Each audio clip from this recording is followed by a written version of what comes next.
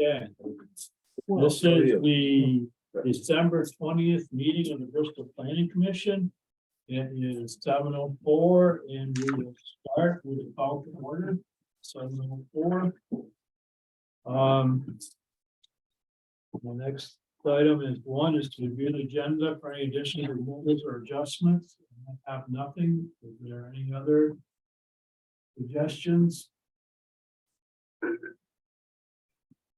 Okay, we'll follow along the agenda.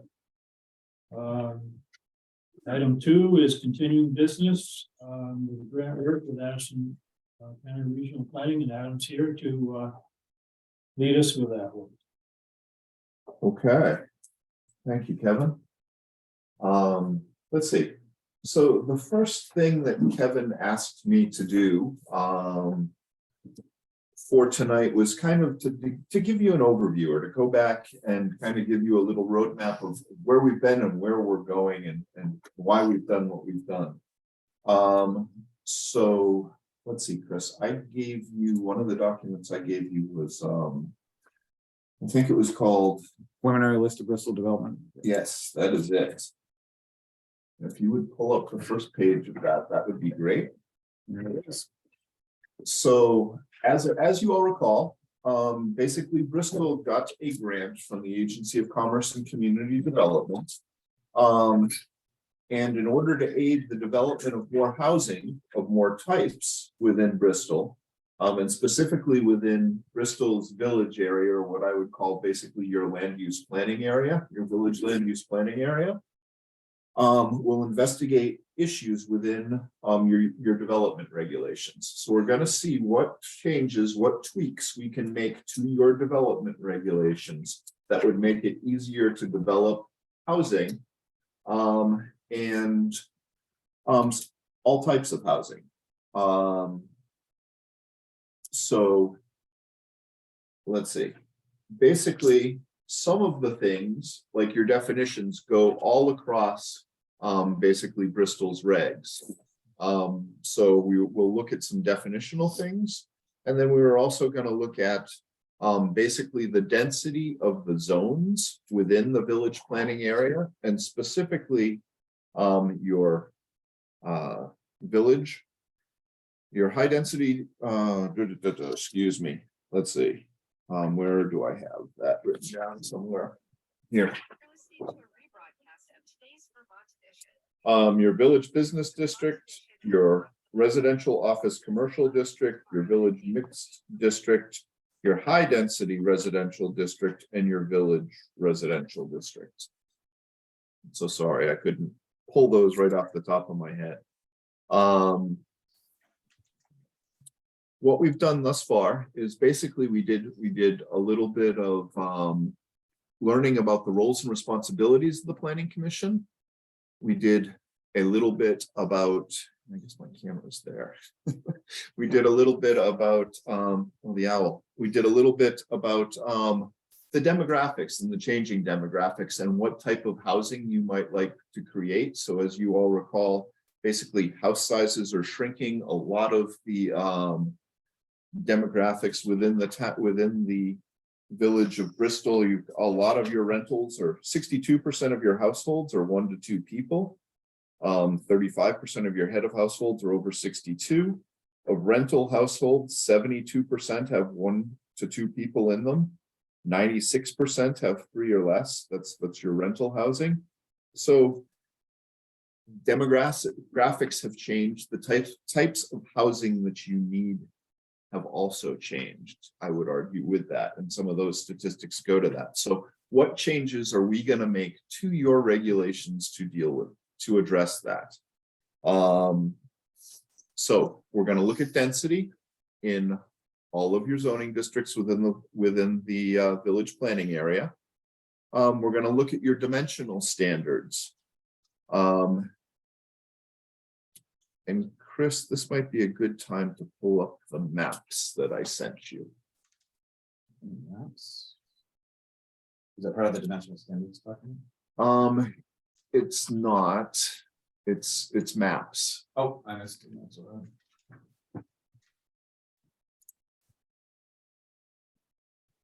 It's a big, oh, maybe you couldn't open it. It's a big file. It's like Okay. 25 megawatts or megabytes. I only got the two that I see.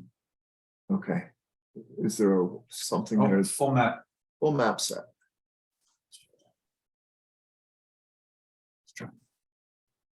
Let's change my sharing. I need access. Google Drive. Good question. I already sent it to you. Oh, you know what? That access. We're not gonna go there. What, do you just need a village planning map PDF? You can just pull it up. I've got other stuff, but we're not gonna get into it tonight. So yes, just a village map will be fine. Stop sharing.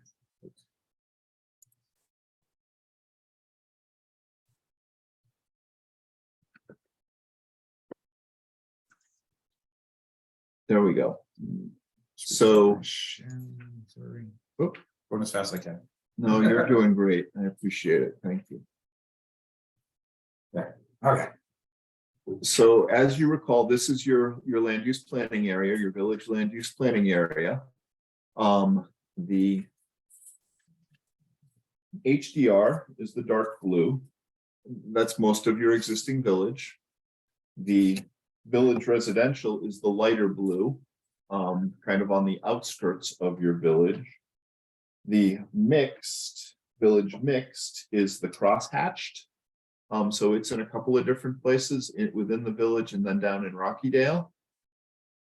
The ROC is the gold, basically along West Street.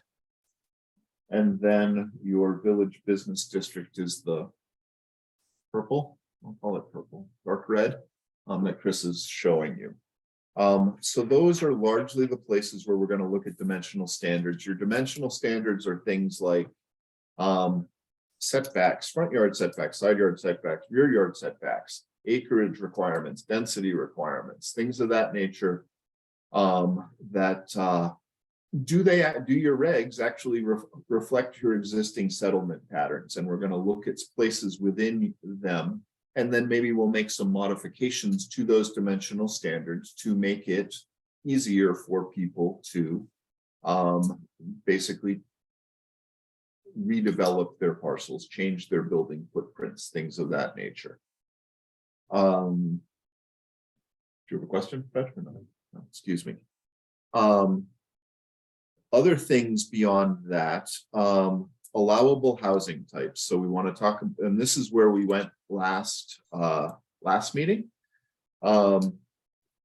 We talked about ADUs a little bit. We talked about multifamily dwelling units a little bit, and we talked about duplexes a little bit. And honestly, I started there because these apply across the town, and I had hoped that making some definitional changes would be the easiest part of the process, and we could get off on a strong footing. It proved to be a little more difficult than I suspected. But that's all right. You asked me to do some homework, and I'm back with that homework tonight. So that's where we'll restart tonight. Accessory dwelling unit.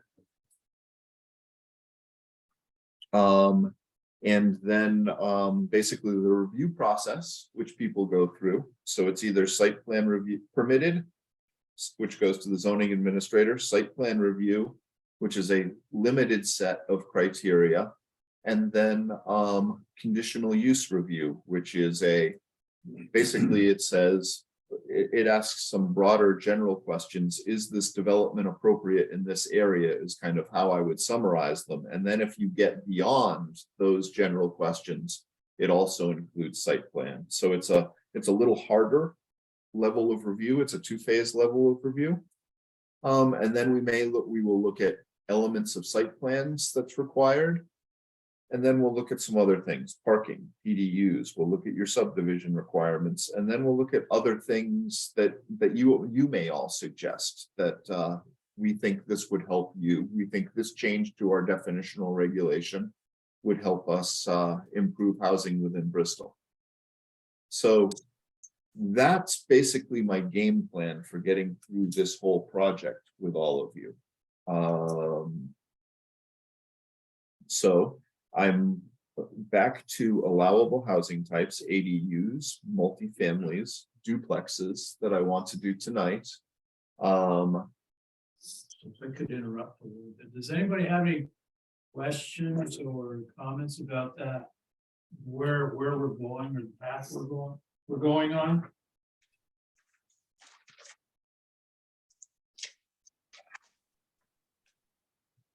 So I guess nobody else is saying, so one thing I'm kind of worrying about is how do we get from discussion to revising zoning, which is actually the end plan? Is that something that starts along, we have some discussion first, and then we start looking at what exactly we're going to modify in the verbiage afterwards? Is that what the plan is? Yes. Yep. So for example, we're going to start with your accessory dwelling unit language tonight. We'll basically look at the state statute and the changes to the state statute. We'll look at your existing regulations. We'll basically have some discussion, decide whether you want to make any changes to your regulations. And honestly, there aren't a lot to be made to improve housing. Yours are already pretty liberal. So there may not be a lot there, but we'll look at it. We'll have a discussion. We'll decide what changes we want to make, and then I would incorporate those changes as a draft changes to your zoning regulations. Same with multifamily, same with duplexes. When we get to dimensional standards, Chris, I had up on the screen earlier, basically a chart of all your dimensional standards. We'll start looking at them and in comparison to what exists on the ground and decide whether or not 75 feet is an appropriate setback. Well, my question, and it's built on what Kevin was saying, is do we have a rubric for assessing each of these? In other words, rather than just, what do you feel about this? Is, you know, to me, I was thinking about this a little bit, that say, okay, here's a possible change. Okay, how do we assess what we think of that change?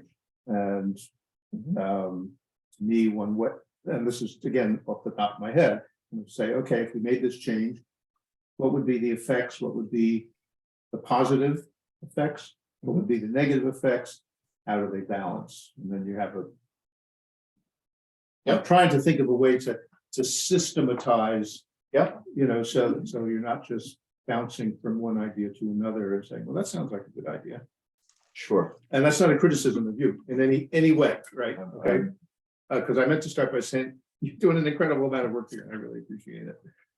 No, I'm thank you, and I'm not worried about it. The answer is the purpose of the grant, basically the premise behind why Bristol sought the grant. So what changes should we make to our regulations that will improve our ability to create the type of housing that we want in Bristol?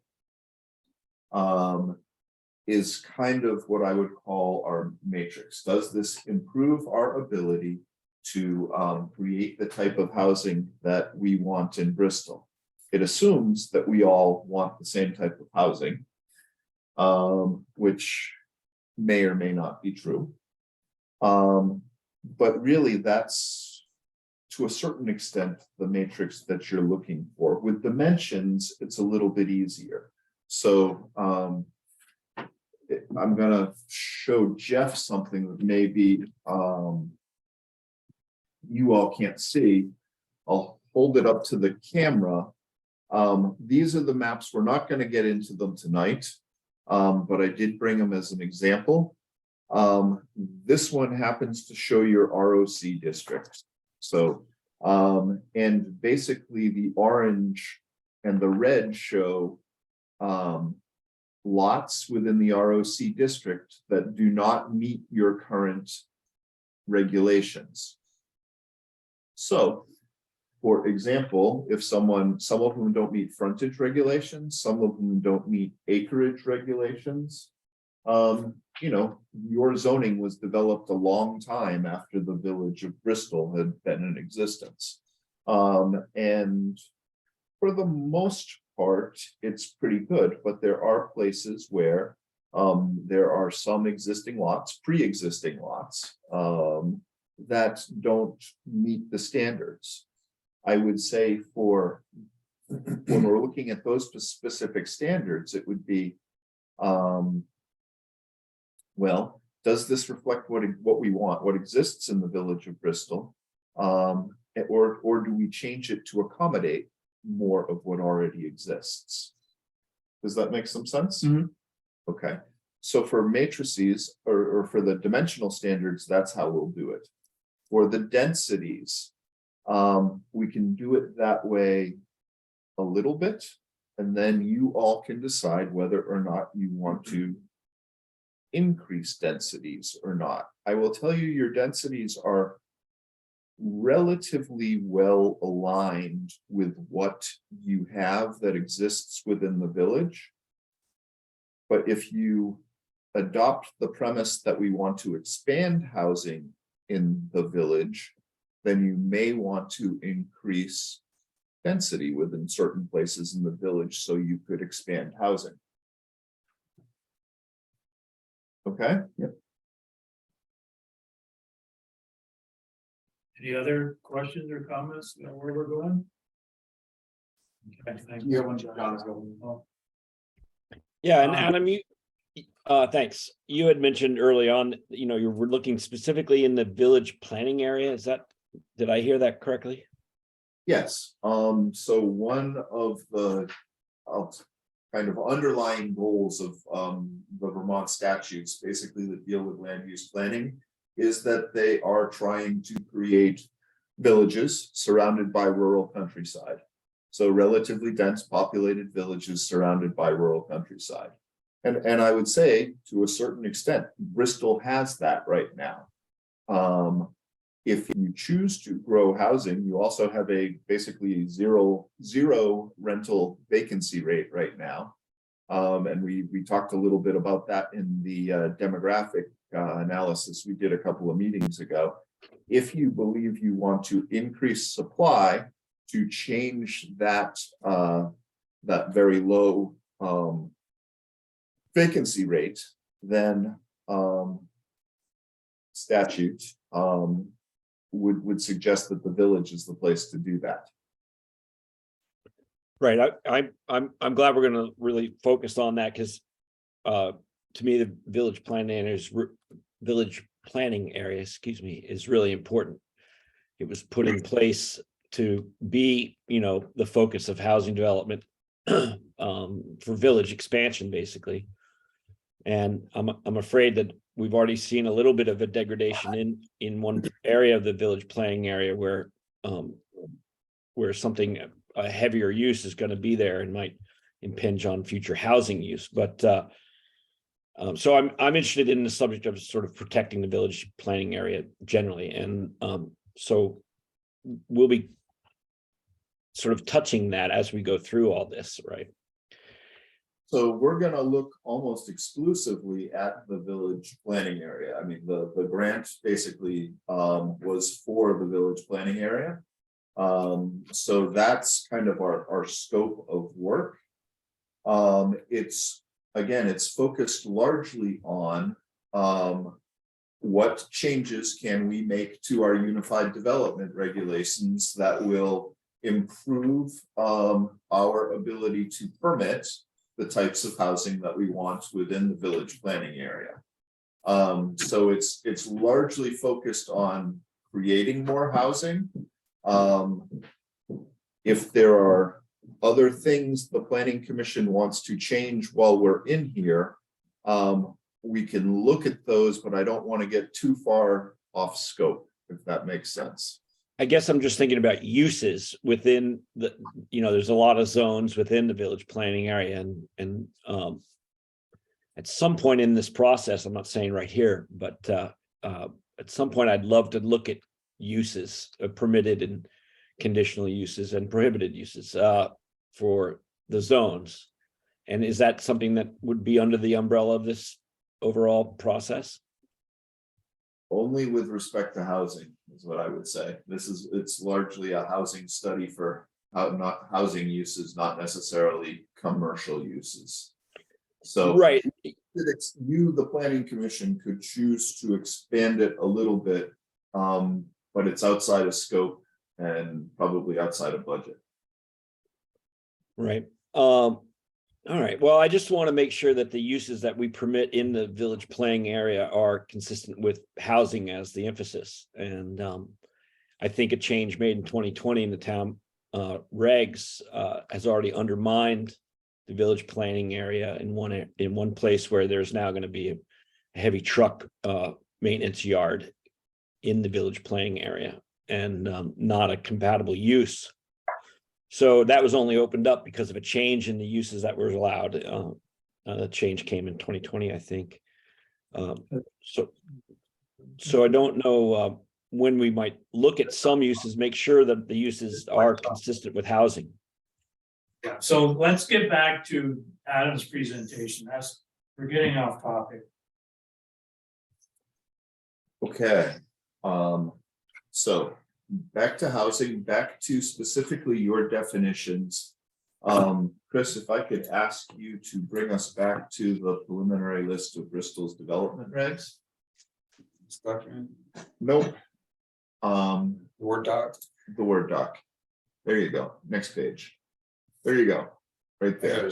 And maybe you can make it a little bigger so everybody can read it.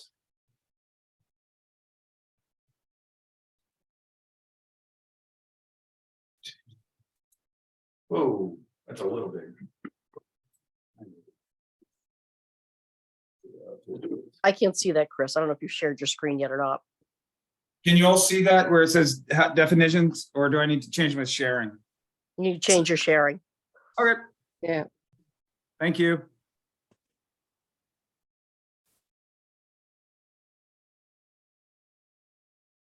There. Okay, great. Everybody can see that, okay? Yes. Okay, thanks. So what I have here it's basically the definition from your existing zoning regulations of an accessory dwelling. And then it refers to section 404 of your existing existing regulations, accessory dwelling unit. I've highlighted a few things in yellow in your definition. So you can see I highlighted efficiency or one-bedroom apartment. An accessory dwelling unit shall be defined as an efficiency or one-bedroom apartment located within or pertinent to an owner-occupied single-family dwelling that is clearly subordinate to a one-family dwelling, etc. I also highlighted 1,000 square feet. And then Chris, if you would scroll down. Basically I'll call it TAN language that starts except for floodplain, flood hazard area and fluvial erosion area is the statutory definition of what is allowed for an accessory dwelling unit. There I highlighted an accessory dwelling unit means a distinct unit that is clearly subordinate to a single family dwelling. And you can see down below I highlighted 900 square feet versus 1,000 that you all allow. But I also immediately below that I highlighted a bylaw that is nothing in subdivision 1E of this section shall be construed to prohibit a bylaws that's less restrictive of accessory dwelling units. So the statute is a floor. Basically, you can't be more restrictive, but you can be less restrictive. As an example, you allow a little bigger square footage area, 1,000 versus 900 that the statute permitted as a floor. On the other hand, your language above regarding or restricting accessory dwelling units to efficiencies or one bedrooms located within or pertinent to a owner occupied single family dwelling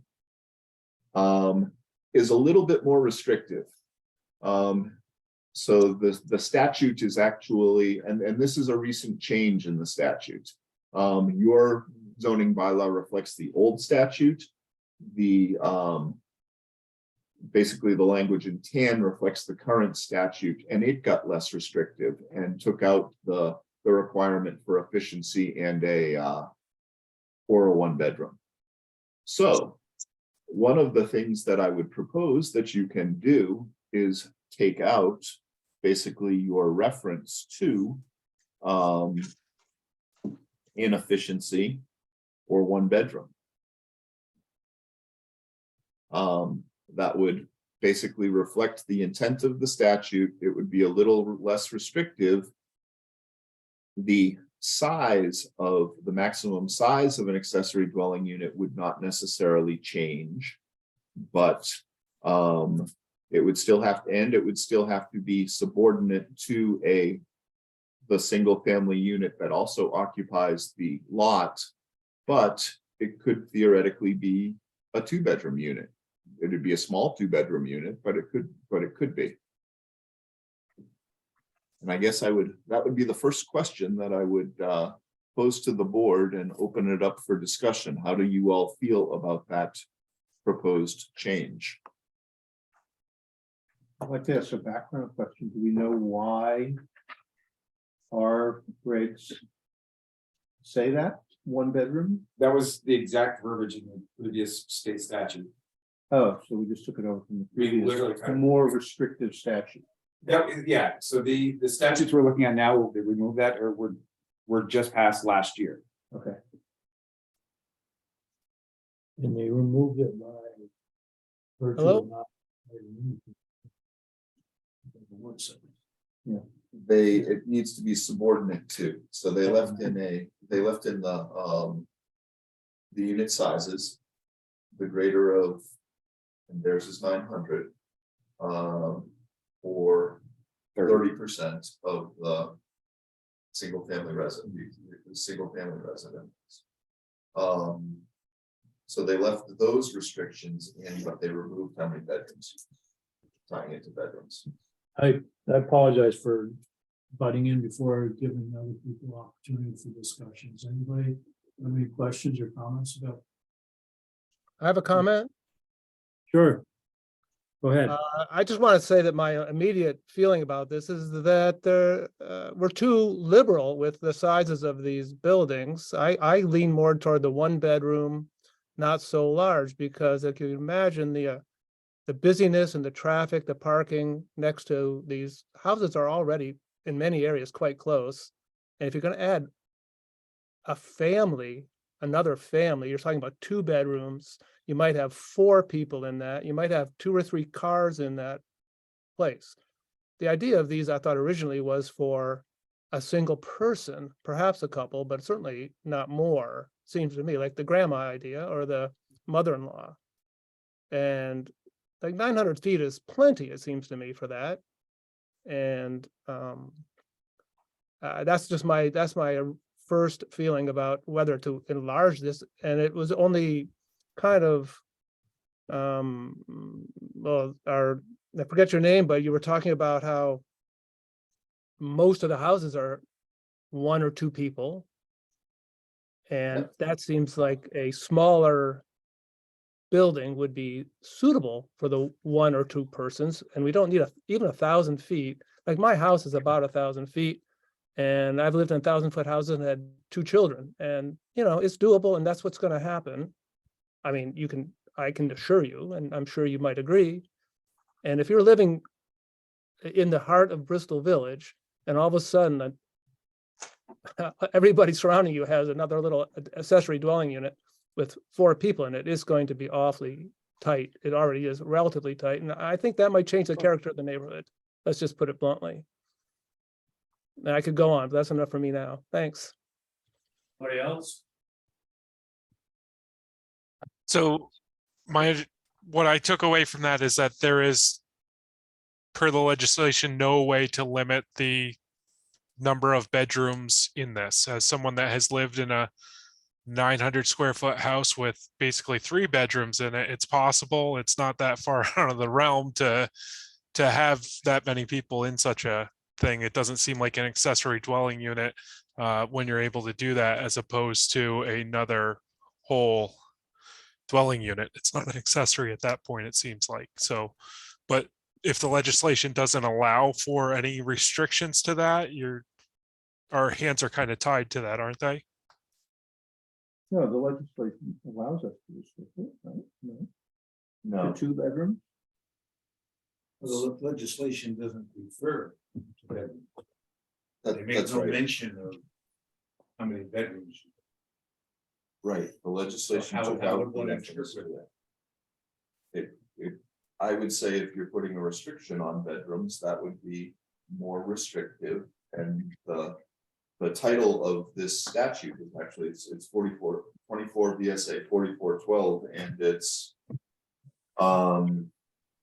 things towns can't do, for lack of a better term, I'm paraphrasing, but It's like prohibitions of zoning bylaws or such. Would so, the,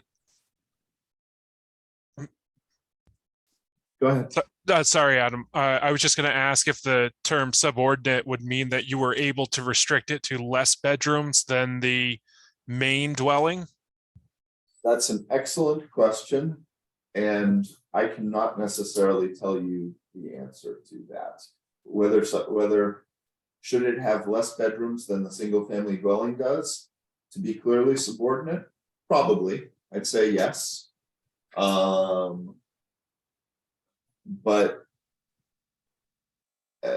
I can't necessarily tell you that, you know, I could say it has the same number of bedrooms, but it's only 900 square feet or 1,000 square feet, and the single family home is 2,000 square feet or 2,500 or 3,000. So therefore it's clearly subordinate. I do not know how a court might decide that, and I don't think any of us do. I don't think it's been decided yet. It's a relatively new change in the law. Do we see our? Oh. So where does our current law fit then? Our current reg, which restricts it to 1 bedroom? That's this exact same statute a year ago. In the last legislative session to address the housing crunch. Our legislators removed that restriction intentionally, as they view this as a solution to the housing shortage in Vermont. It's creating all these ADUs instead of creating more housing. So The short of it is, our current regulation couldn't contest it. Yes, I would say that it could. I'm sorry, could you repeat that? I didn't catch that comment. Well, my comment was, in a nutshell, our current regulation, because it's inconsistent with state statute, could be contested. If somebody wanted to do something more than 1 bedroom. Wouldn't they have a path open to them just by applying for I mean, I don't know.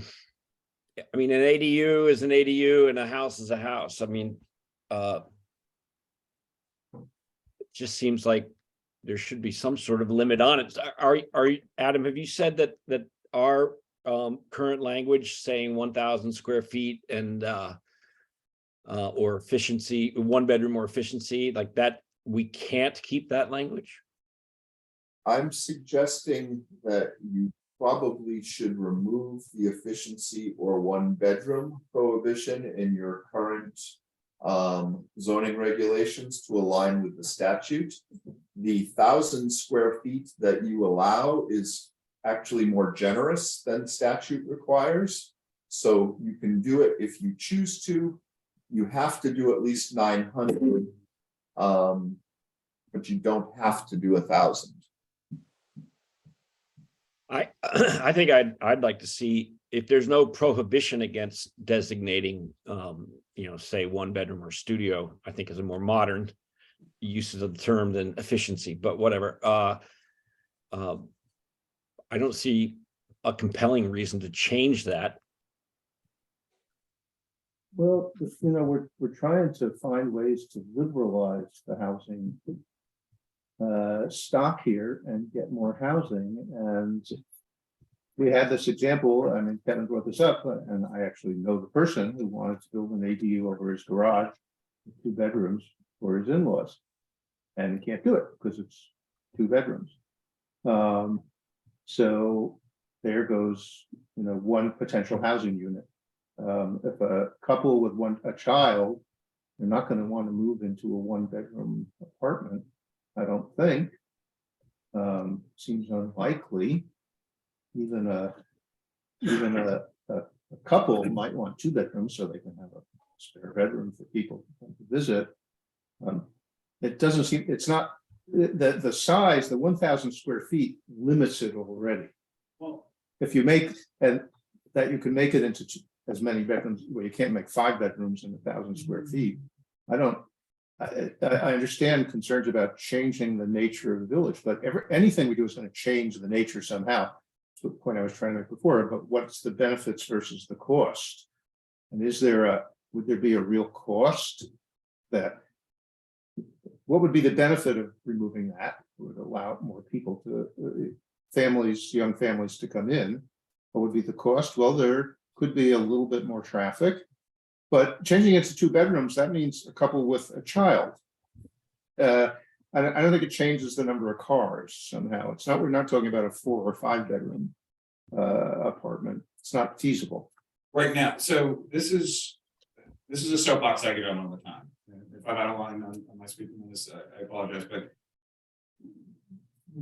an accessory dwelling unit was not designed to be an apartment, not a rental unit to rent to somebody else. The original intent of the ADU was to create, we called them in-law apartments up to that point for a reason. They were so you could add a living space to your home, typically in your home. It was so that you could have family move in, or the existing resident could age in place and their family could move into the larger home to take care of them, or vice versa.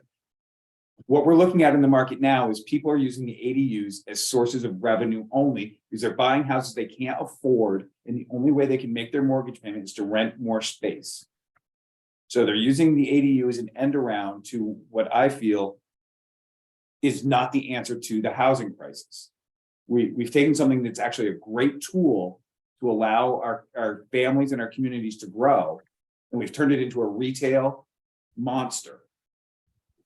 And that's the last I'll speak on this. so Fred, go ahead. I just have a question. Fred's called on Fred. I'll do your next, Melissa. Okay.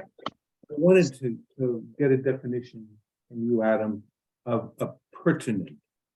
This accessory dwelling, it's mentioned in the statute, and we have it here.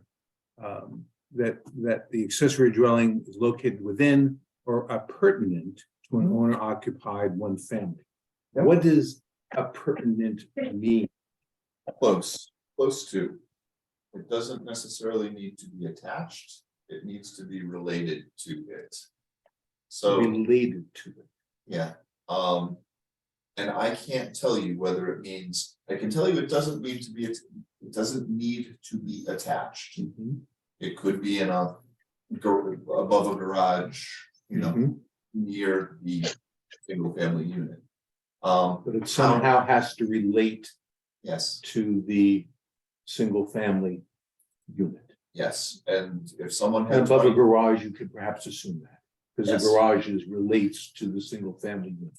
yes. Yes. And I can't tell you how far people can push appurtenant.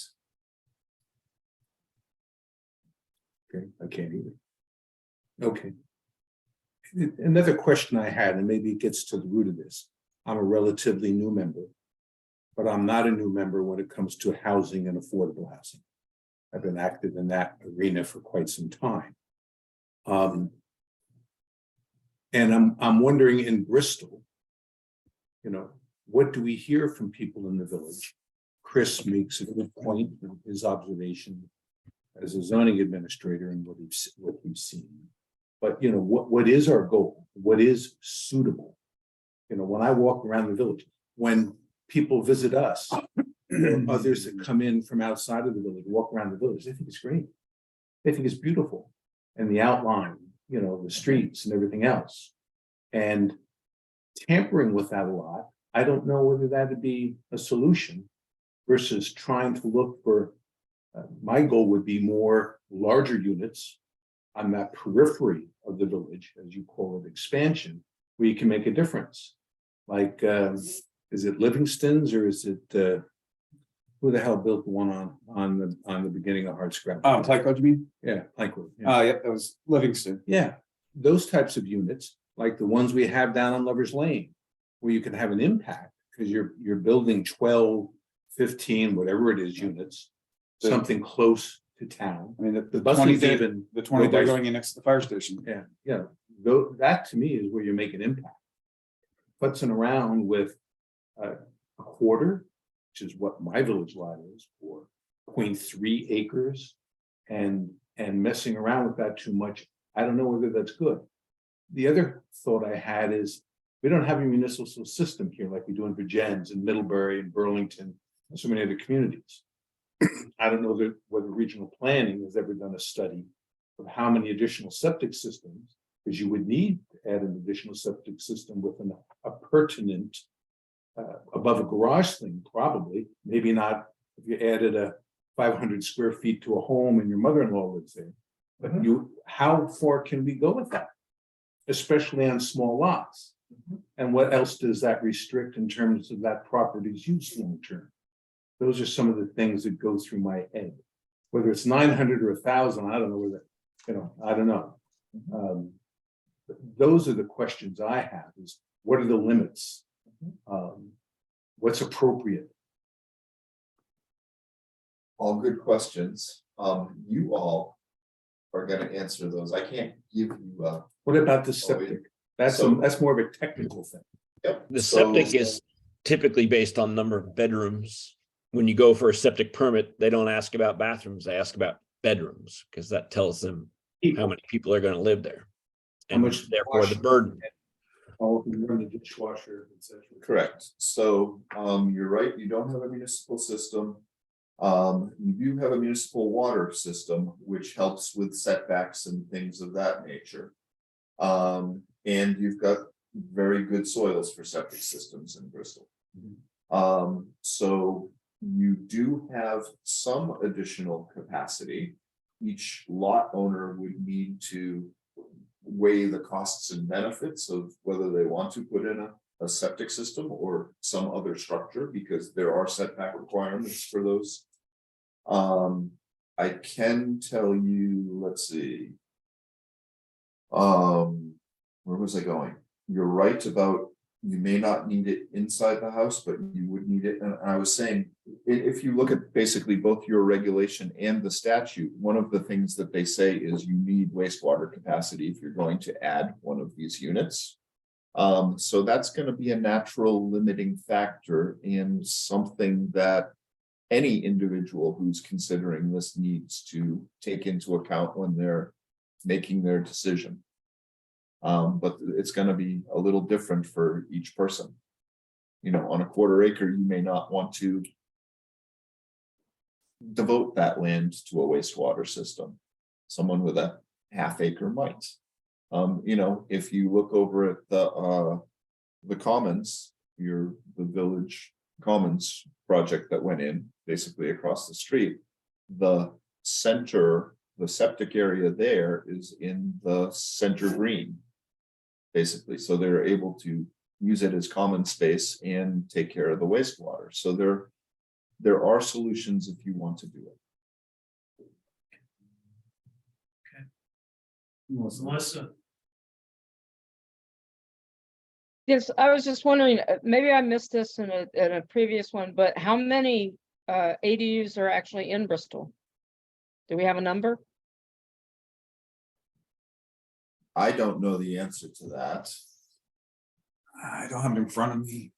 Because I can't imagine people in the village, in the tight area of the village, building garages so they can put an ADU in there.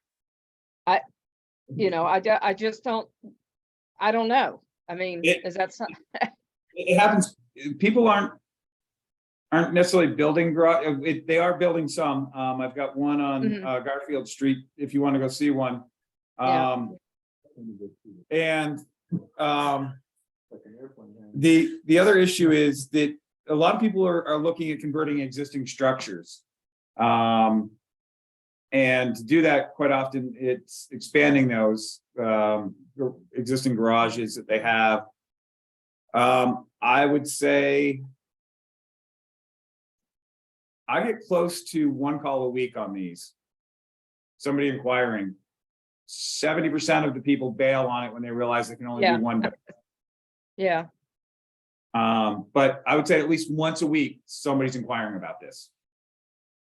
Chris, do you have a percentage roughly of how many of those are for rental versus home expansion or family expansion?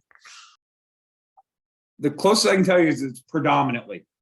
In the last 3 years, the primary conversation is we're looking at trying to add some more income so that we can afford the house. Not that we're trying to stay with mom. If that's the case, I feel fairly clear about the desirability of limiting it to 1-bedroom or studio spaces. I am not at all averse to people renting their garage apartment or whatever. I think it's a great thing, in fact. But I think it's important then to consider the neighbors and adjoining landowners and their already established lifestyles. And I think having one bedroom or studio ADUs is great and will fill a need and won't meet every housing need that there is, but it definitely will fill a niche. And seems like protecting the neighbors is, should be equal to that as well. Okay, so, is it possible, would it be a possibility if to allow 2 bedrooms, but only 1 family? So you can't rent to 2 individuals, so you're talking, there's not 2 more, an extra car or whatever, just so people can, if they choose to have a child or if they have a small child, they might want to rent something like that for a few years until they can, get a house. Would that be a possibility? It's really hard to regulate whose families these days and who get to live together these days. It's not, I would tell you, it's not somewhere you want to go, and I would not want to Okay. be trying to enforce it. Rob, you have your hand up? Yeah, question for Adam. Obviously, there's some hesitation about changing the language. If we were to leave the language, even though the legislation says that it can't be restricted, what does that open us up to, or the town up to, as we move forward with this? Is it litigation? Is it just it doesn't get followed and it can't be enforced, so it's pointless anyway, and we just hope to scare things off? What's the real outcome? It's potentially litigation. So the statute that I quoted from and that the language comes from is 24 VSA 4412, and it's entitled Required Provisions and Prohibited Effects. And basically it says, notwithstanding any existing bylaw, the following land development provisions shall apply in every municipality. Shall apply in every municipality. I get down to number E, and that's the one that I quoted you in the language that was just up on the board. It starts with except for flood hazards. And basically, it took out, the legislature chose to take out the efficiency and 1-bedroom units that Bristol copied from the previous legislation and still has in. The legislature deleted it. I'm suggesting that you probably need to delete it to follow the law. But nobody's going to buy into a lawsuit, or chances are people aren't going to buy into a lawsuit either. It's just not a good use of their funds and time. So, Adam, what was the first sentence that you read at the top of that statute? Starts with Notwithstanding any notwithstanding. bylaws. notwithstanding any existing bylaws, the following land development provisions shall apply in every municipality. And then I would go down to subsection E, except for flood hazard and fluvial erosion area bylaws adopted pursuant to 4424 of this title. No bylaw shall have the effect of excluding as a permitted use one accessory dwelling unit that is located within or pertinent to a single-family dwelling on an owner-occupied lot. That seems to leave plenty of room for us to decide what an ADU is in our bylaws. So let's have, Shannon, Shannon, do you have any questions or comments? We got a couple people that haven't weighed in here yet. No, I guess the only thing I would weigh in is that when we talk about the ADUs and people wanting to build them for more money, I guess I'm feeling like that for our younger family, based on the price of housing. And as quickly as it goes right now, that some of those people, younger families just can't afford housing in Bristol. And, we have a very aging an aging problem in this town. We're not getting any younger. Sorry, I'm losing my voice. So that's just my thought. I understand why people want an ADU to make money. It's because it's expensive to take care of, maintain, pay property taxes, heat, electric, all those things. And so I guess I'm not against people having that two bedroom because they want to rent it to a family instead of just put a relative in there. Okay, and Bill?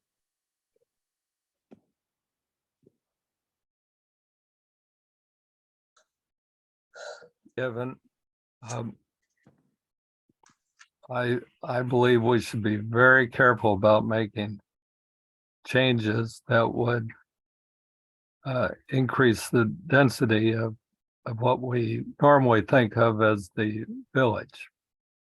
I think people make investments as they buy a home and they live in a neighborhood as to what their expectations are. And we have some flexibility. Certainly, I think we should comply with the state law, even though it might seem a little more in the nature of a mandate than we might like. I kind of like the idea of that Fred mentioned of maybe looking at some higher density construction or allowed use in the areas outside of the village core or on the edge of it. I've forgotten right now just where those boundaries are. And before I end up, could I ask Adam to review those statistics again about a number of single and two-person households we have in Bristol, and is it broken? It's probably not broken down by the village, but in the town. You're right, it's just broken down by the town. So I would tell you, let's see, household size. Yeah. So your average household size in Bristol in 2010 was 2.45 people per house. And 2020, and from the census, it's dropped to 2.42. It's expected to drop further by 2025 to 2.41. 62% of households in Bristol are 1 to 2 people. Of renter households, 72% have 1 to 2 people. 96% have less than 3 people. Three or less people. 96% have 3 or less people. Yeah. So. Okay, well, that's good, Adam. So it seems to me like the overall average household size is not that much different than the national, but I heard a statistic a few weeks ago that in Vermont, it might have been 25%, it might have even been 40% of the households just have one person in. Do you have any data like that for Bristol? So I only brought my summary sheet tonight. Okay. The answer is yes, I'm sure we do, and we went over Bristol demographics a couple of meetings ago. But the answer is, if I look at, rental households, 72% have 1 to 2 people. So if you say, if 72 have 1 or 2, then it makes sense that half of that roughly is one and half of that is two, or somewhere in the neighborhood that you mentioned. So that's for rental housing. 62% of households in Bristol are 1 to 2 people. So rental is a little higher, but of overall households, 62% are 1 to 2 people. So I think the statistics that you just mentioned are in the right ballpark. Yes. Okay, thank you. Can I make two quick comments that are basically factual comments? First, the grant is restricted to the village planning area. We actually tried to expand it originally when we made our application, and the state slapped it down and said, no, you can only deal with the village planning area. So what goes on outside it, we can't deal with under this grant.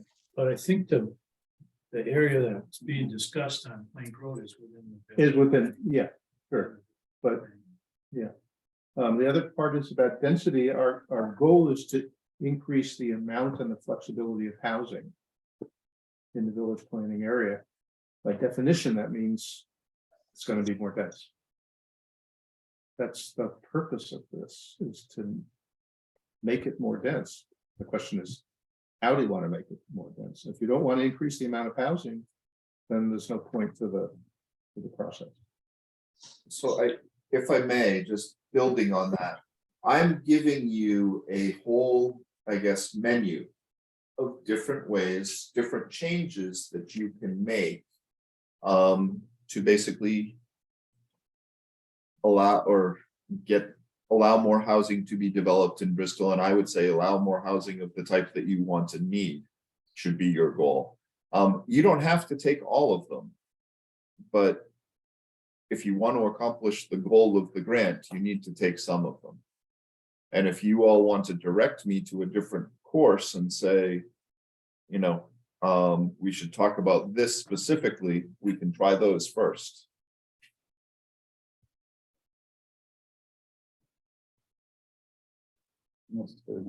I had a question. Sure, go ahead. Yeah, you were talking about the scope of the grant. Does that mean the planning commission can't work on anything else at the same time as what we're working on with that falls within the grant? Well, I'll answer that.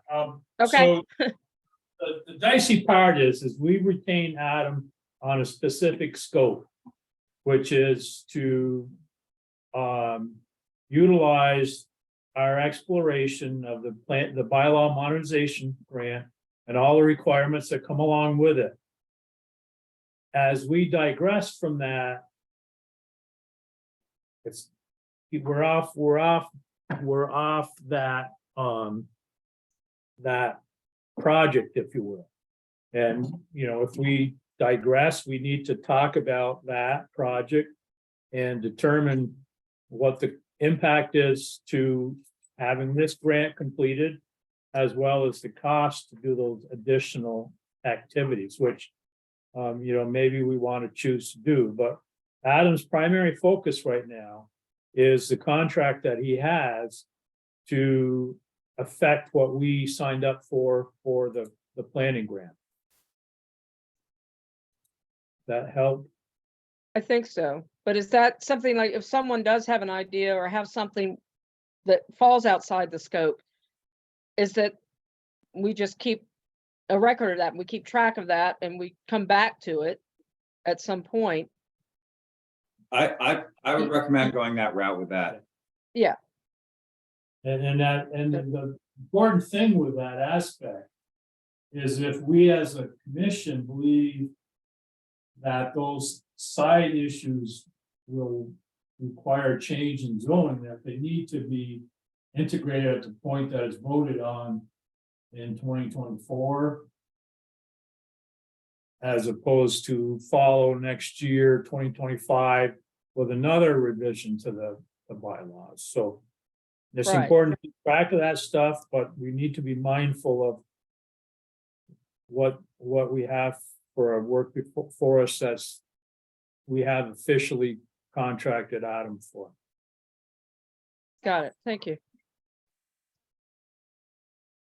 Any other discussion? I guess I got one question about, so if there's language here. This is a by right use essentially, Yes. It must and be. it requires a permit from the zoning administrator still, right? Right. So it's the purview of the zoning administrator to consider if this thing is subordinate, or what was the term? Yeah, subordinate. So it's up to the zoning administrator to determine that it's clearly subordinate and that it has the right wastewater and state requirements and blah, blah, blah, all that kind of stuff. And then at that point, they issue a permit or deny the request. That's correct. So Chris is gonna follow whatever statute, whatever, not statutory, whatever bylaw language that you all create. So he will judge the project by the language that you adopt. And then if he approves it, then they go off very happy with their permit. If he says no, this is not subordinate, this is something that's impactful to the current house or setting. Does that go to the BZA for So, appeal? Yeah, I'll give you a quick rundown on how this works. So I issue a permit.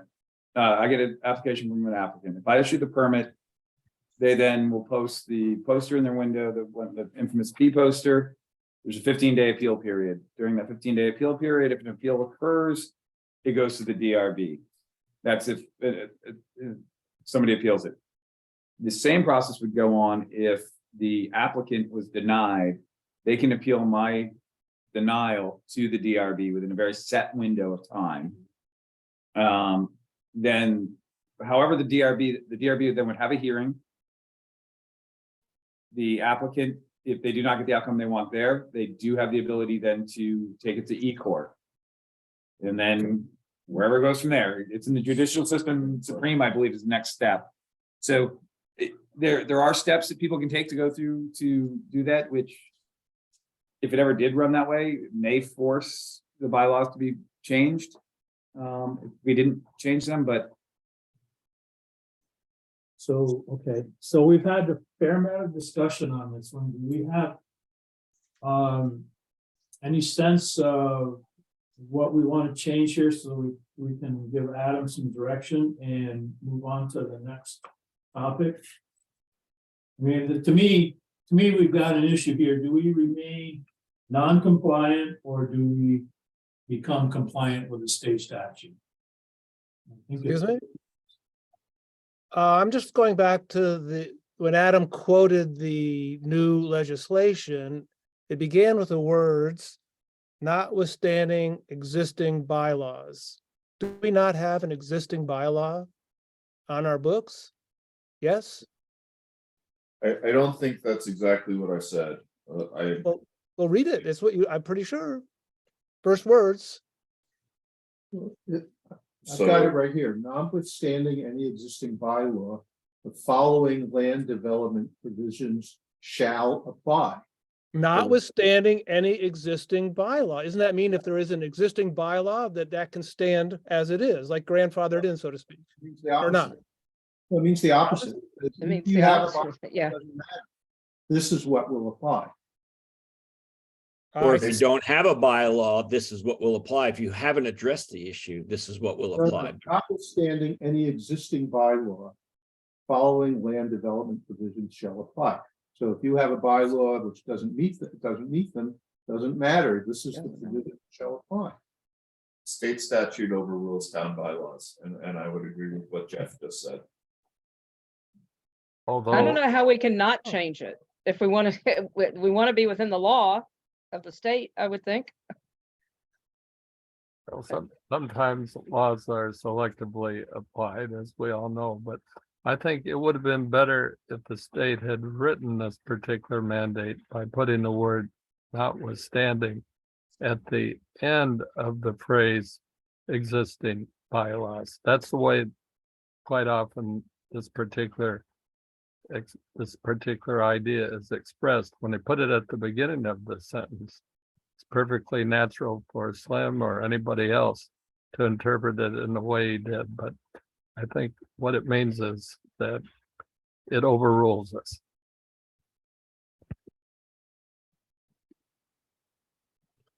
Yeah. Do we have I- any? Go ahead, John. I, for one, would not like to see a lot of two-bedroom, quote unquote, ADUs. I'm all for ADUs. I'm for more density for sure. Generally speaking, throughout the town, including the village, but you know, an ADU is an ADU or it's an apartment, you know, it's a standalone apartment. I don't know, it can't be both really to me.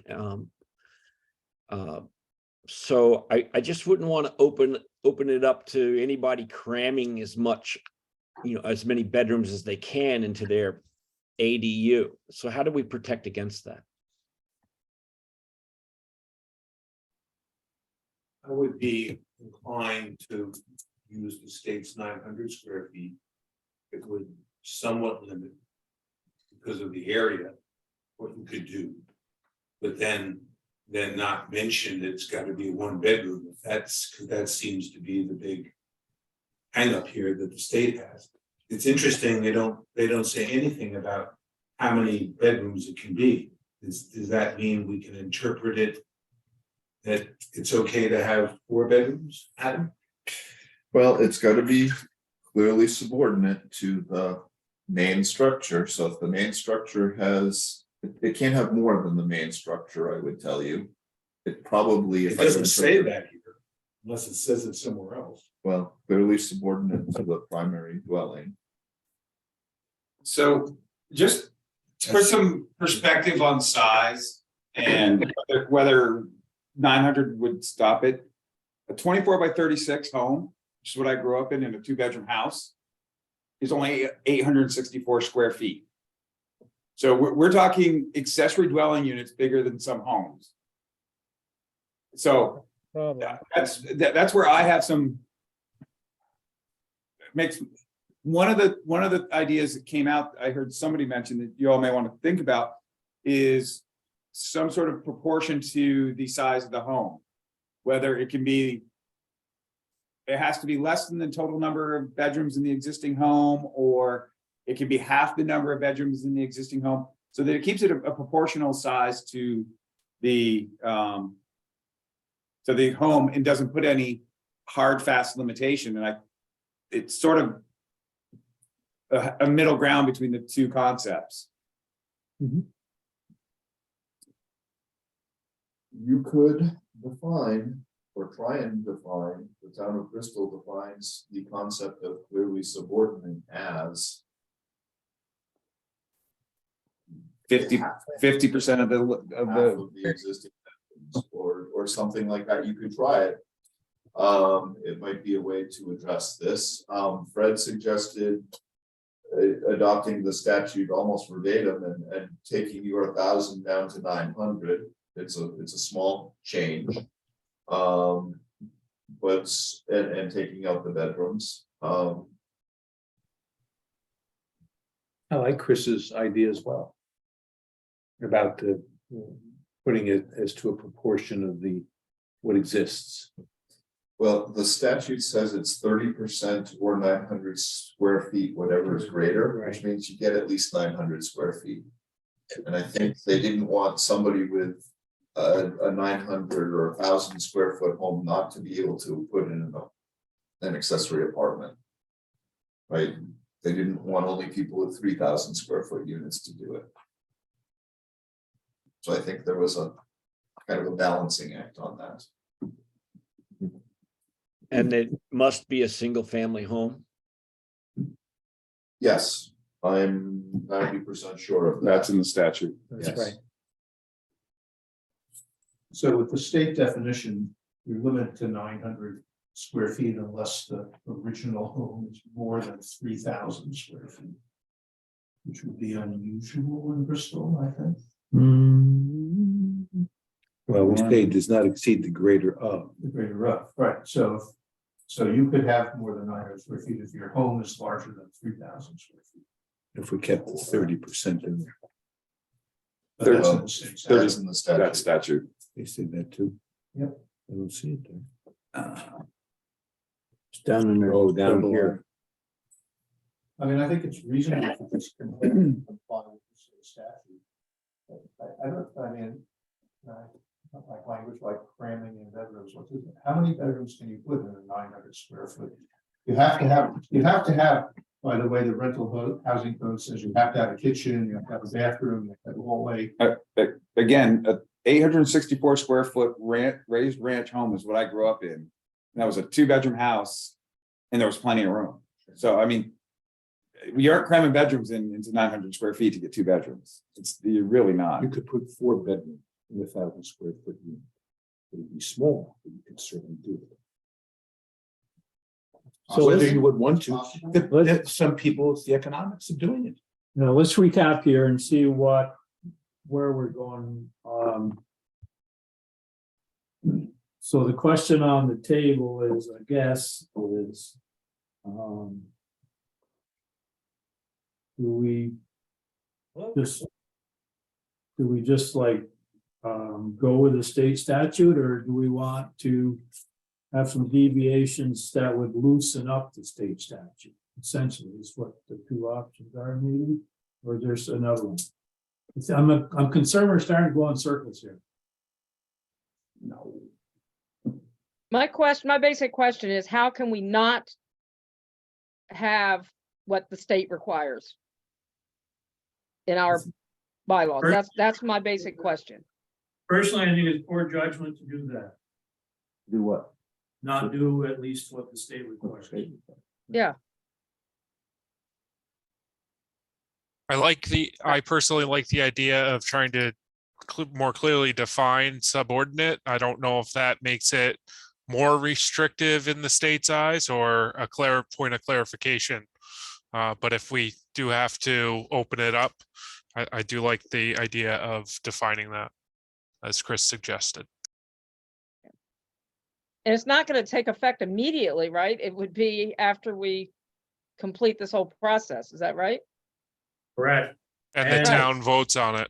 Right. So nobody tomorrow is going to come in and say, hey, I want to put a 3-bedroom, ACU in my backyard or whatever, so I just think we should make the movement to comply with the state legislation. So what I'm hearing is we are going to respect the state's statute, and we will add some definition to subordinate so that there is a rule, I guess you could say, as to what. What constitutes What- clearly subordinate? Yes. I agree.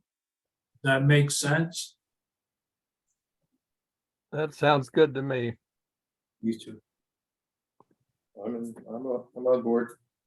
Can you define some, can you draft us a definition of subordinate? Or do we? If you promise not to take the whole next meeting, like arguing about it. Can't promise that, or do you want us to? And there was no argument. Yes, Chris and I will work on, I'm gonna consult your zoning administrator, and Chris and I will work on a definition of clearly subordinate for ADUs. So we'll basically copy the state language. Are you keeping 1,000 square feet? Honestly, 900,000, it Doesn't matter. I don't think it's in the Semantics. grand scheme of things, I don't think it matters.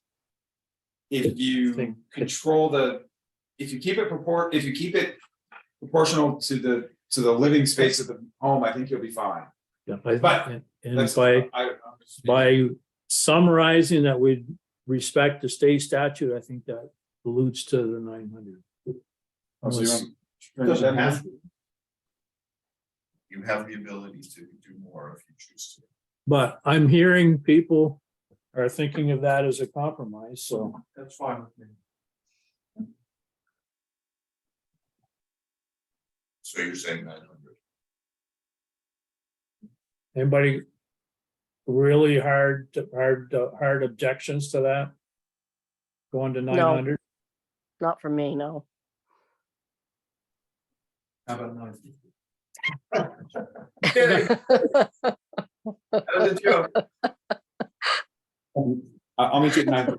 Yeah, there we go. We're all set now.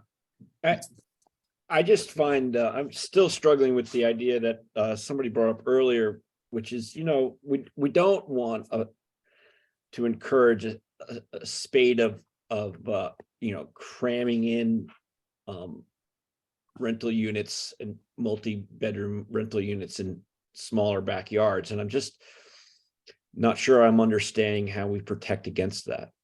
So are you suggesting that we go against the state statute? No, I'm just asking how we protect against people cramming in lots of extra bedrooms in their backyards. So there's a few ways you can do it, John. And I think Adam and I had some discussions on this earlier, and I think he's gonna head down this in a little while. Unfortunately, the ADU aspect is the state, but I do believe that you as a commission can create some safeguards against just that, is seeing too much overgrowth in the village and trying to promote it on our peripheries. So I believe that that's part of where we're heading in the future with the It density is, we're gonna discussion. we're gonna look at densities in all districts within the village plan, well, within 5 districts within the village planning area. So again, the districts that a couple of you have alluded to is your village residential district, which is the light blue on the outskirts of what you consider the current village.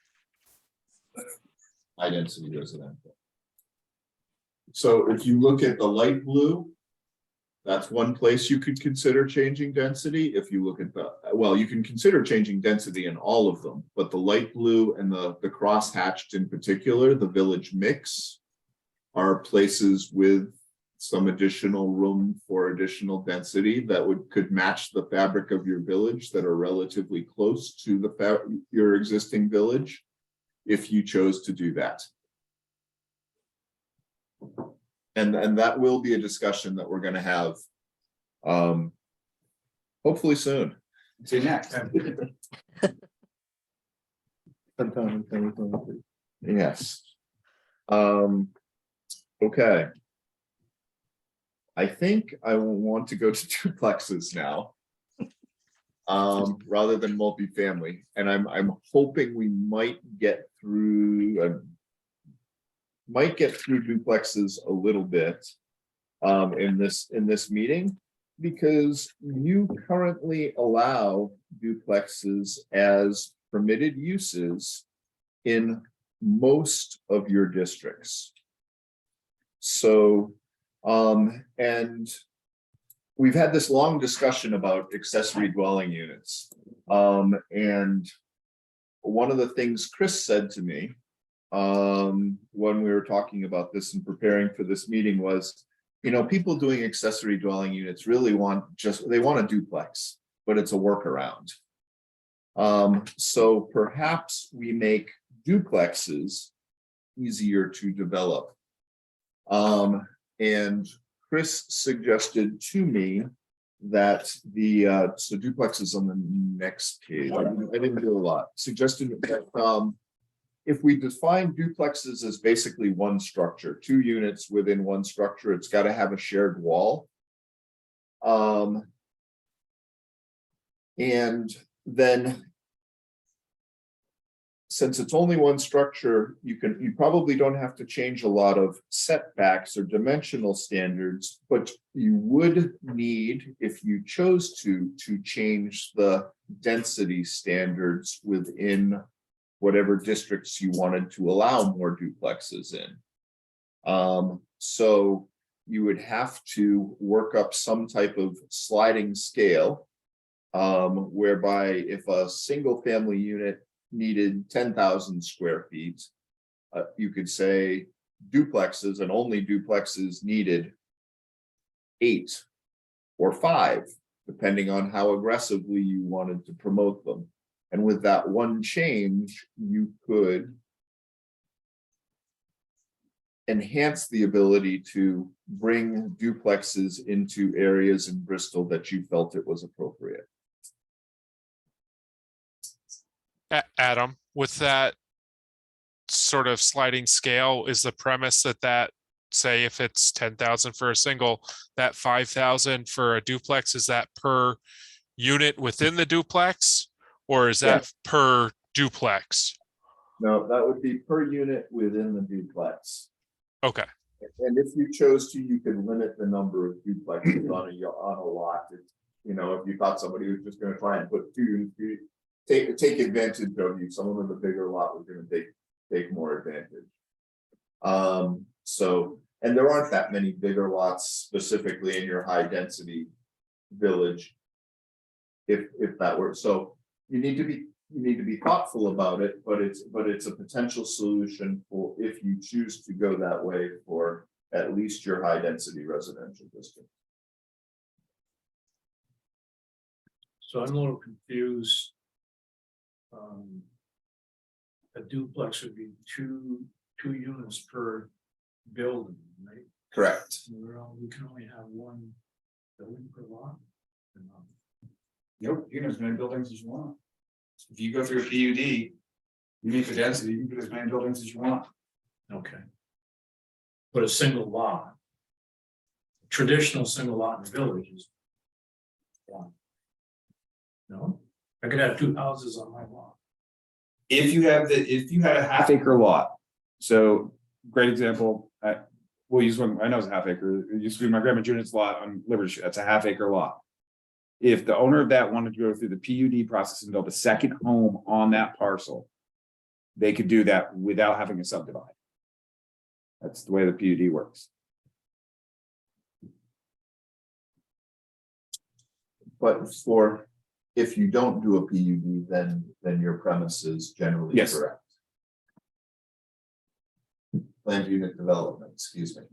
Yeah, we use a lot of acronyms and we do that. Fred, do what you just did, ask us to stop.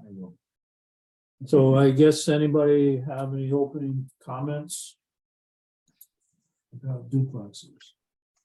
I'm not clear on what we're looking at changing the definition of duplex, is that right?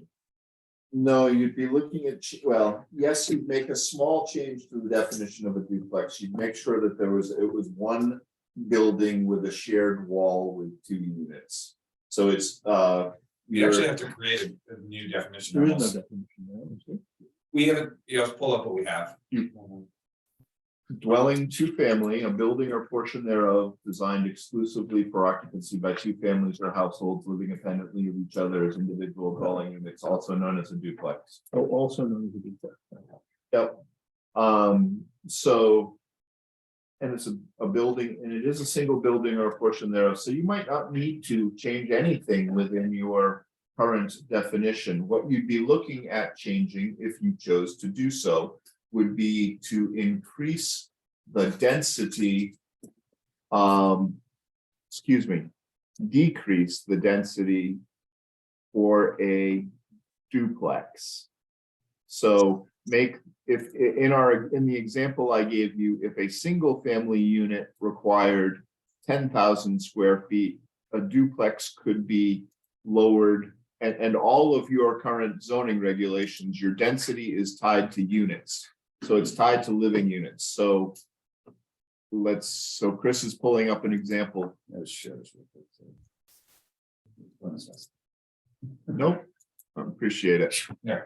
So what zone? This are we in? is HDR. This is your HDR district. So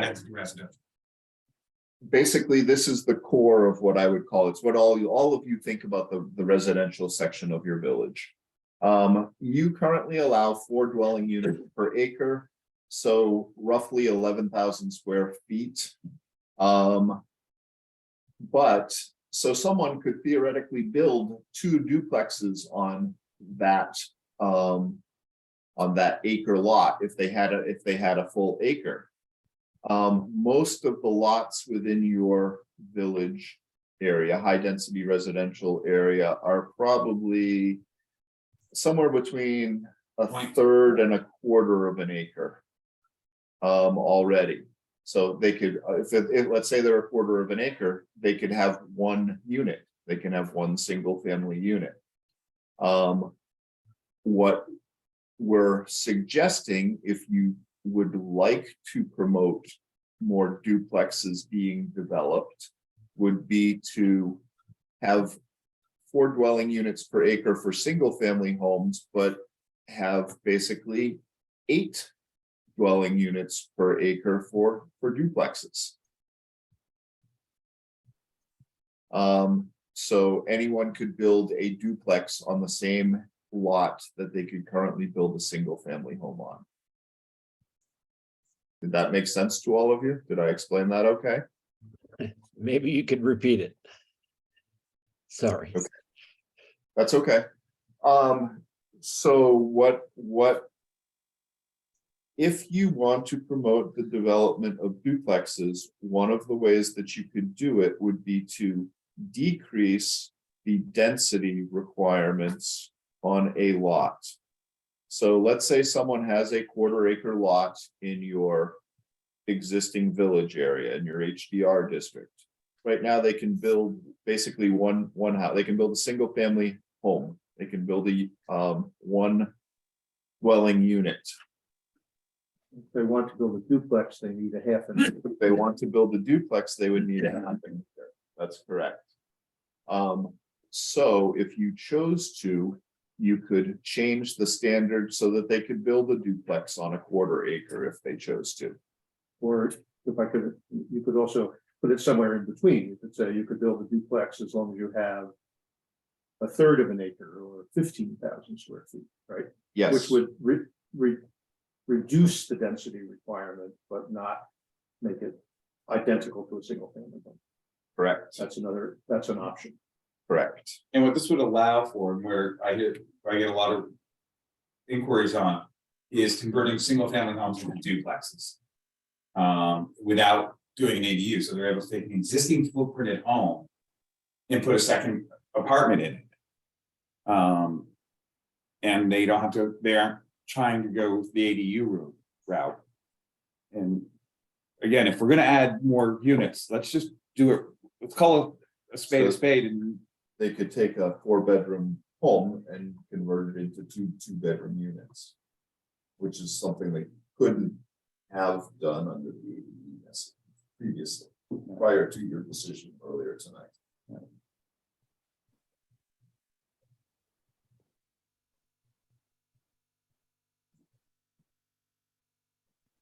What do you think, Fred? I mean, there are existing duplexes on 1/3 and 1/4 acre lots in the village now, pre-zoning, I'm sure all of them. And I don't think it's a bad concept. When you're taking existing units and you're making modifications, there probably need to be some guidance for septic, for example.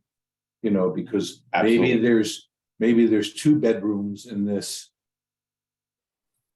1,400 square foot ranch, and now it's going to be 7 and 7, but there's going to be 4 bedroom units. And so as long as I guess we make sure that the various hoops that would make the place still good and safe and healthy would be followed. That's required anyway, right? They have to get a wastewater. Well, do Yes. they? Yes, they do. Yeah. Yeah, for that, they would have to, if they're adding. But if it's bedrooms, they have not- to get a Oh, wastewater you permit. do regardless. Yes. Okay.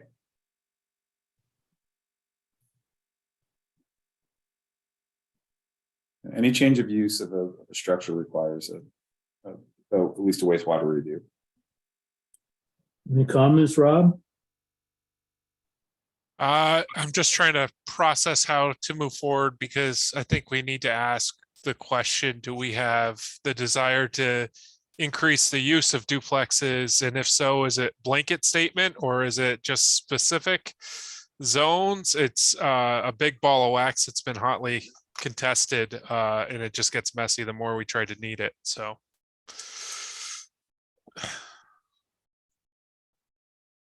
Kevin, what is your time frame tonight?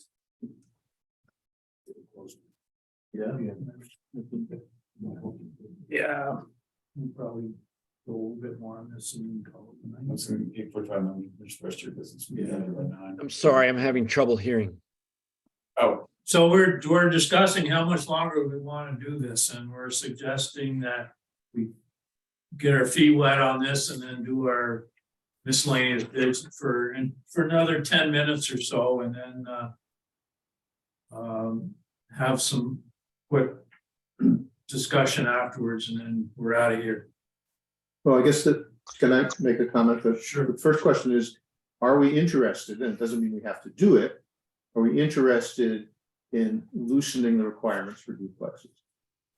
If we're not, then that's the end of the discussion. If we are interested, to what degree do we want to loosen them? Do you want to loosen them, make it the same as a single unit, or do you want to make it somewhere in between? So I would go to the first question first. Are you interested in encouraging more duplexes by decreasing the density requirement? And if the answer is no, then that's the end of that discussion. If it's yes, then we can figure out, maybe the next time we can think about where the number should be. I think that's a great suggestion. And I think it's worth discussing, my opinion, worth discussing, because it's one of the options. So what, you've thrown the question out, are you in favor of? I'm in favor of looking into it, because I think it's one of the ways to make housing more affordable and flexible in the village planning area. Are we also going to talk about, I always call them apartment buildings, where there are 3 or more units, that a part of this as well? Yes. That's a separate discussion. It's not part of the duplex question. Well, that's true, but I think I would love to, at the end, have the opportunity to think about all of them. Yeah, how much have we done? What are we talking about doing here in total? That might help put some of these things, like your question, in perspective. Yes, it's one of the tools that we plan to use and look at, and you'll have the ability to go back at the end and say, okay, here are the changes that we chose to make.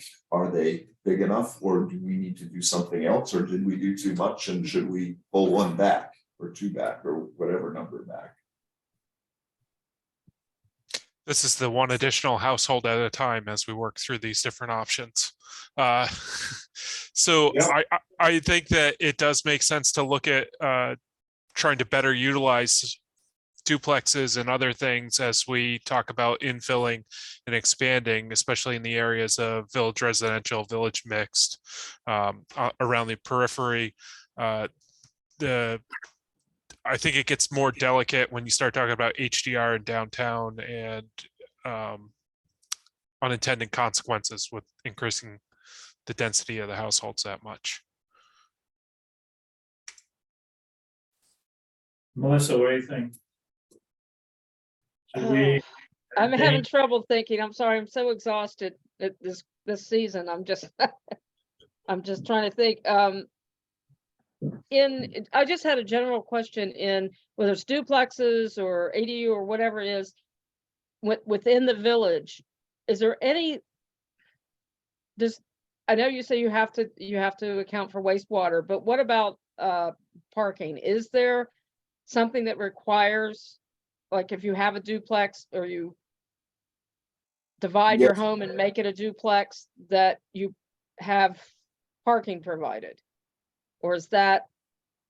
Yes, you do have a parking regulation. I believe it's at least 1 spot per unit.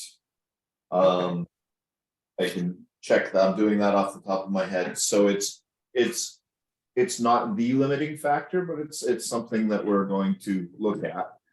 And it's something that could be added or changed or modified. Yep, it's on our list to look at. So are duplexes worth exploring from your point of view? I think so. I'm just personally not a fan of duplexes, but that's neither here nor there. But I think it would be worth it, because I'm sure there are people that would like to be able to divide their home and create a duplex without even building additional. Someone said, I can't remember who said that. Kristen. John, what do you think? Should we pursue it? Any initial comments? I'm game for looking into duplexes. Yes, absolutely. I like the idea of, maybe it's not one duplex on the lot that's the same size for the single family, but maybe it's like a third of an acre or something like that. But yeah, I think duplexes are a good tool for increasing density, and definitely supportive of looking into them and exploring what we can do. Thanks. What do you think, Slim?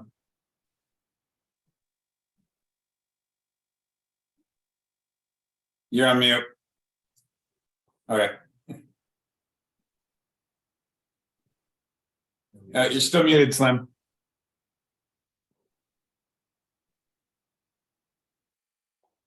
Nope, you're still muted. There you I'm go. getting there now. I'm getting there. You got it, man. Thank you for your patience. I can certainly be interested in talking about them, and I think they're more appropriate to some areas of the village, of the, whatever we're calling it, the village land use planning area, and less likely to be as appropriate in the more dense central village, though. But definitely worth looking at. I think parking is a real issue because people have cars, and sometimes they have two. And all of a sudden you have 2 bedrooms in a place and you're gonna have 4 cars.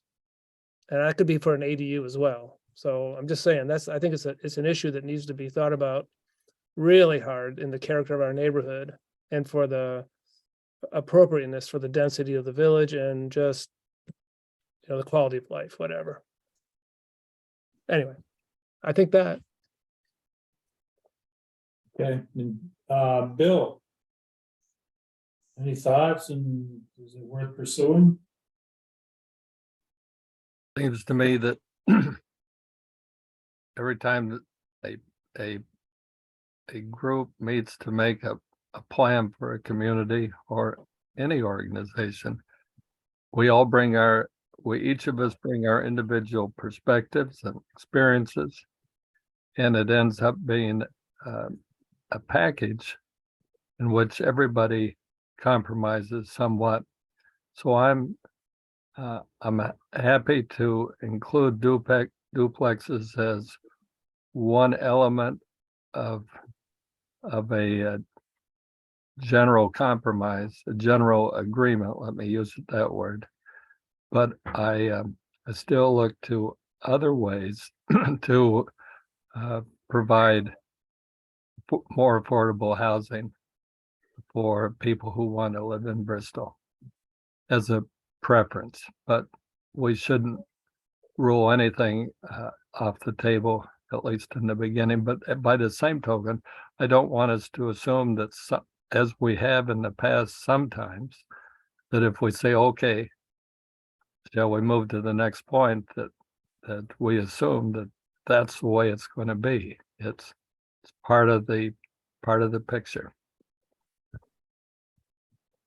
Okay, and Shannon. Yeah, I absolutely, sorry. I don't know if you can hear me now. Yeah, I definitely think we need to look at duplexes, and Melissa's kind of point there. I see some of these houses, some of the bigger houses that people would probably like to split up into 2 that wouldn't change the character so much of the village by updating some of those houses interior wise. To make those duplexes. So I think it needs to be definitely considered. And obviously new construction as we move out from the main center of the village, it's definitely it's something needs to be looked at and considered, absolutely. Any closing thoughts or comments as we close and send Adam off? I have one for Kevin. And it's this, in light of this discussion.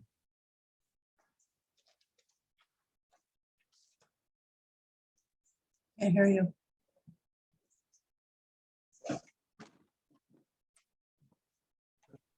You're frozen, I think. Ollie Hall is frozen. I'm not frozen.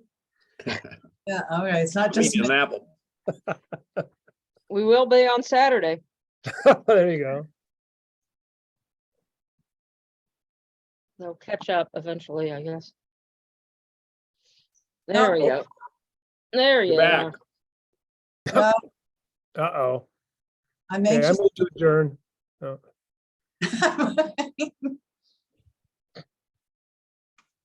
It's the host now.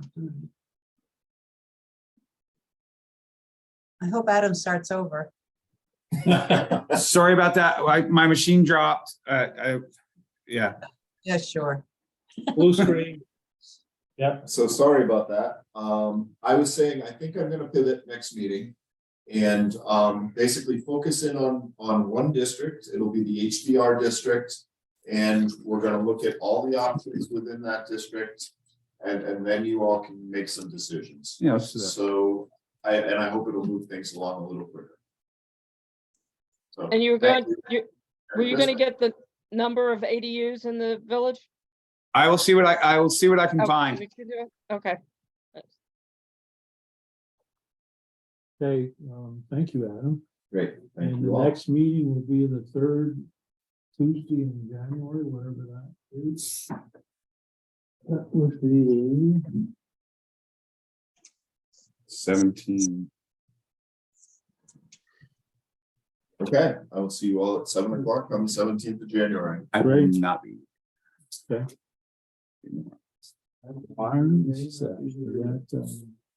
Thank you, Adam. Thank you all. Thanks. We'll be in touch. Thanks, Adam. Yeah, thanks, Adam. When are you leaving? If you're not gonna be here. That week. I'm just gone that week on vacation. Yeah. Great, thanks again. We'll touch base after the first of the year. It's good holidays. There you go. That's Martin Luther King. Yeah, we're going down to New Orleans for a week.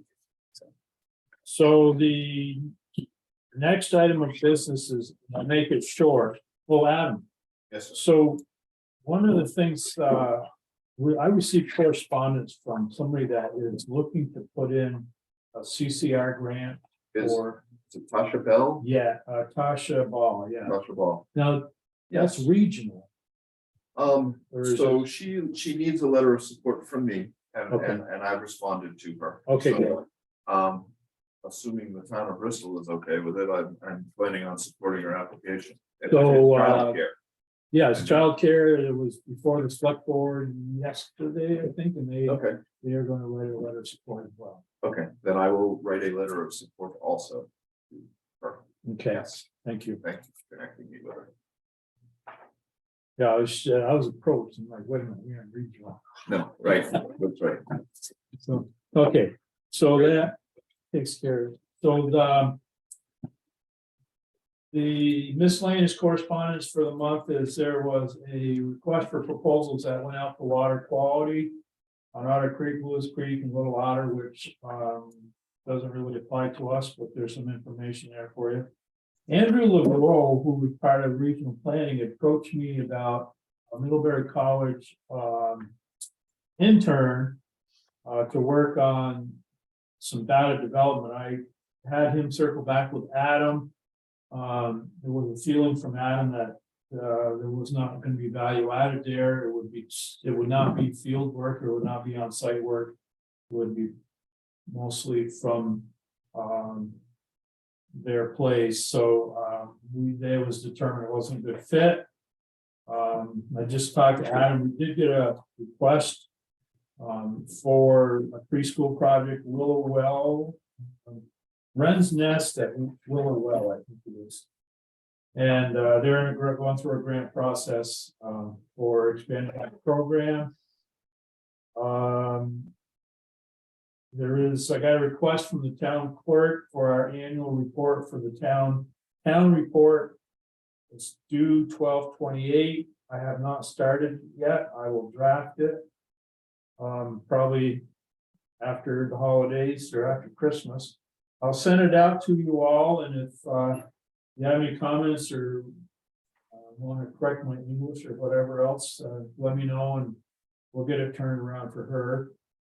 And the diversity, equity, inclusion training that Porter Knight has approached us about, she's unavailable in January. So we'll do that in February. So that is all the correspondence from through the month from last meeting. Is there any questions or John? Yeah, thanks. Just, I wasn't able to open the document, regarding the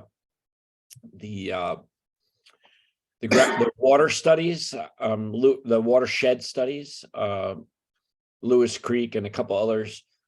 Okay, I wasn't able to read that.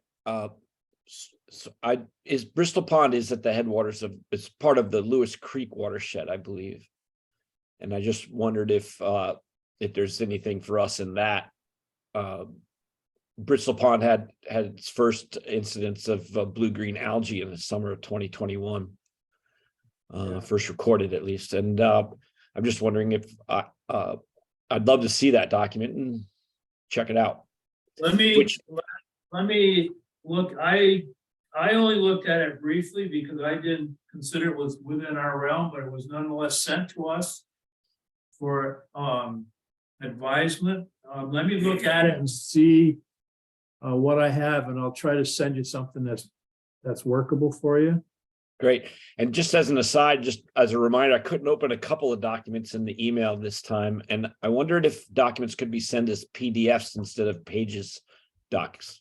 Did you try to open them up? From They're the email? Word docs. So if you're trying to open them up on an Apple product, sometimes they get a little screwy. Yeah, they do. So Okay. just wondering if those kinds of things could be saved as PDFs so they retain the formatting and that sort of thing.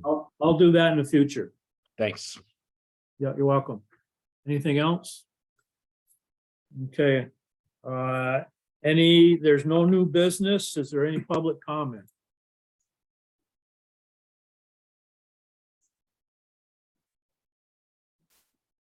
If there is none, I'll entertain a motion for adjournment. Under your meetings. Oh, sorry. Thank you.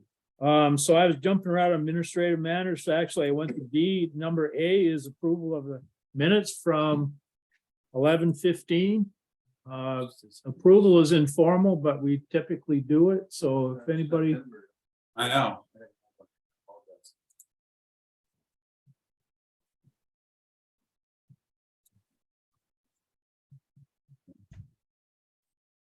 I like where your head was at though, Kevin. Yeah. I did too, but I was like, we just got to get them done real quick. I have a couple of minor things. Okay. One is, let's see, under continuing business 3A, small I, where it says Bristol Village area, second line down, I think it's Bristol Village playing area, I think it should say. And then the next paragraph down, II definitions and regulations, multifamily housing, second paragraph. Sorry, third line down, it says, but the same two-step, is that meant, do you mean like TWO step, I think? Two-step process. Which line number is that, John? It's 1, 2, 50. third line. 50? Oh. Thank you. Oh, I'm sorry, I don't see the line numbers here. Ah, okay.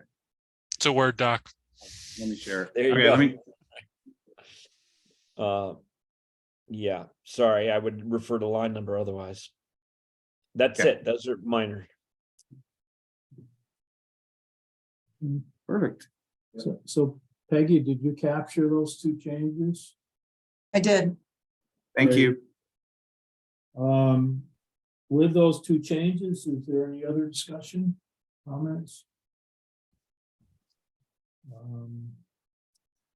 Entertain a motion to approve then, I would as say, amended. Second. Who made the motion? John. Thank you. And Rob seconded.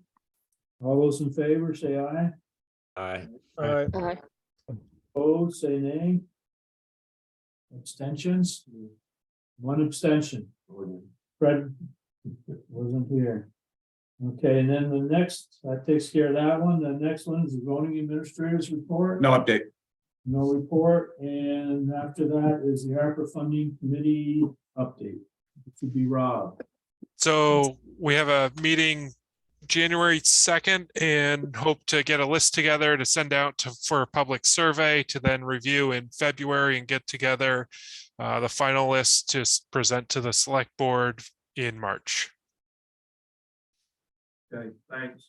Yep. So now, we'll go back to our public has left, so we didn't have to revisit that. So entertain a motion to adjourn then. Motion to adjourn. Rob, anybody second?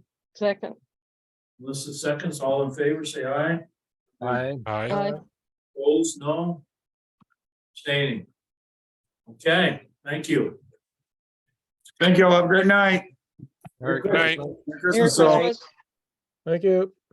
Merry See you Christmas next to you year. too.